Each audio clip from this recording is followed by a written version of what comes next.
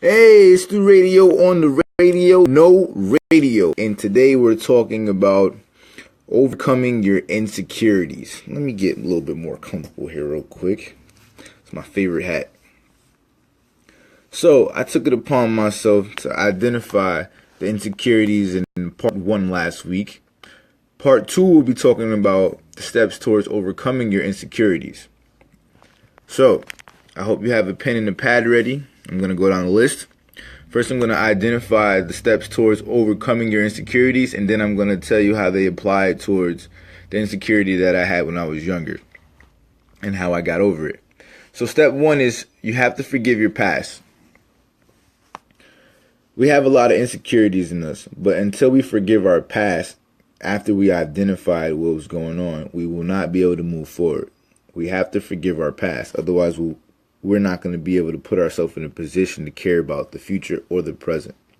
Step two is accepting all of yourself. You have to accept whatever it is that you are or however you acting during that time period at that moment in time. So you have to forgive your past, and then you have to be able to willingly accept the current situation that you feel. Right? Step three is practice self-approval. For the most part, we live our whole life looking for or seeking the approval of others. But until we can practice self-approval, we'll never be comfortable with how we currently look, how we currently feel, whatever our current insecurity is. We have to practice our self-approval, otherwise we won't be able to put in our mindset that it's okay with whatever we are or whatever we're doing. Your insecurity might not necessarily be bad at all. You might be in a mindset that you view it as a negative thing because you're around other people who are telling you it's negative and you're looking for their approval. Step four is you have to embrace non-comparisons, right?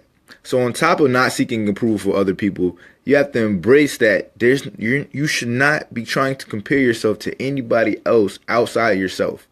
Your only comparisons that you should be worried about working towards is being a better you today than you were in the past. All right. Step five is develop trust in yourself. Right. So this pretty much says it for what it is right now. You have to develop or learn to develop the ability to trust in yourself no matter what.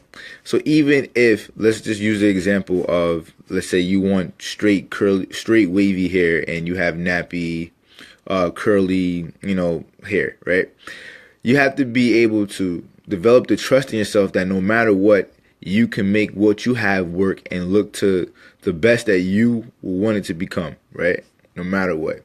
Now I'm going to go back through this list and I'm going to tell you guys how I overcame my insecurity and why it's important. So just to go through it one more time in order without descriptions, you're going to have to forgive your past, accept all of yourself, practice self-approval, embrace non-comparison, and develop trust in yourself, right?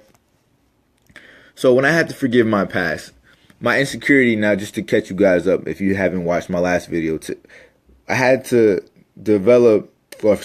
forgive my past of females make me feel very uncomfortable. My insecurity was I was scared to talk to girls. When I was younger, I didn't know how to approach them because my past, I was getting destroyed constantly. Like they would always make fun of me and bully me and call me names. This one girl in particular, but we're not gonna say her name. But I had to forgive the fact that my past was my past and it's no longer my current situation at the time, right? Then I had to accept all of myself. So at the time, I felt like I was ugly. I felt like I didn't look to the standards of how everybody else did in middle school or high school, whichever grade I was in. I just didn't feel like I had confidence in myself. So I had to accept who I was at that time. If they said, hey, Chaz, your teeth is big and ugly, that's who I was. I had to accept the fact that my teeth was big and ugly and God gave me what I had to work with. The next thing, I had to practice self-approval. I kept seeking for approval in these females. Like I would go talk to them, and if they didn't like me, they would turn me down. My approval, I was disapproved at that point. So I had no way to I had no way to feel good about myself because I kept seeking for the approval through these females. I wanted them to tell me I look cute. I wanted them to tell me, oh, you know, you're strong, you're sexy. I wanted to hear these things from them, and because they never gave it to me, and I was seeking that, I had stayed in a state of limbo for a while because I didn't know how to get over that. And then I had to learn to embrace non-comparison. Now, this is the part that helped me get over my practice of the self-approval. When I had started to just like say, you know, forget all the females. I said, forget all the females. I was upset. I was very angry. I was hostile. I was above average in anger, right? I had to learn to accept myself for who I was and know that I'm my only competition. So when they was like, you know, oh, you ugly, you don't look good, yada, yada, whatever, I was like, you know, I don't care about that stuff. Because at that point, they had turned me off. I was like, I don't care what none of you ladies say. Because I would always try to talk to one after another. And they would just all hit me with the same thing. So I had to learn that the only person I'm in competition with is myself. I don't care how these boys look. And back when I was younger, it was a light skin versus a dark skin situation. And obviously, as you guys can see, I'm somewhere in the middle. So I don't fall on either side of the category, other spectrum, right? So I'm not neither dark skin or light skin. I'm just brown skin, as we would call it. So I got used to get bullied and teased because I didn't fall into either side of the palindrome, right? So the last part that I had, you know, that really stuck out to me, which kind of wrapped everything else, not kind of, definitely wrapped everything else around it, was I had to develop trust in myself at that point. Now, I knew that the comparison thing, when I just went on strike and I rebelled, I said, I'm going to get better no matter what. There was this one girl, she told me, she said, you know, Chaz, I like you. You're not like the other people. And when she said that, like, it really, like, it brought like a sense of, I don't know, like self-pride and approval.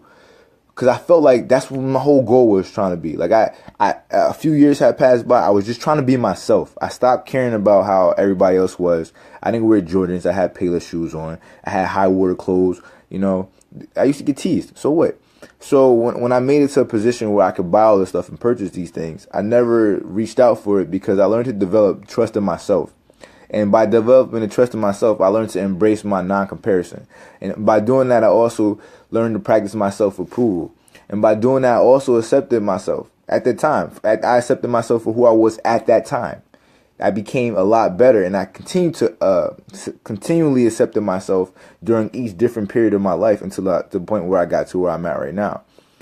Now, sidebar, you're probably wondering, well, how does this help me with my insecurities? Just take my same story, take your insecurity, put it into one of these equations right here, and you'll see how it starts to come to light to you when you actually put your situation into these problem-solving methods, right? And I'm going to say it one more time. You want to forgive the past, accept all of yourself, practice self-approval, embrace non-comparison, and have trust in yourself. Develop trust in yourself. That's how you overcome insecurities. This is part 2 of overcoming your insecurities. If you need help with identifying insecurities, please refer back to my last video. I love you guys. Love, share, like, hate. Tell me that you did. It was wonderful. Tell me that it was bad. Give me some topics for next week. I have some topics already. And I will see you as soon as possible. This is Stu Radio on the radio, no radio. And have a good day.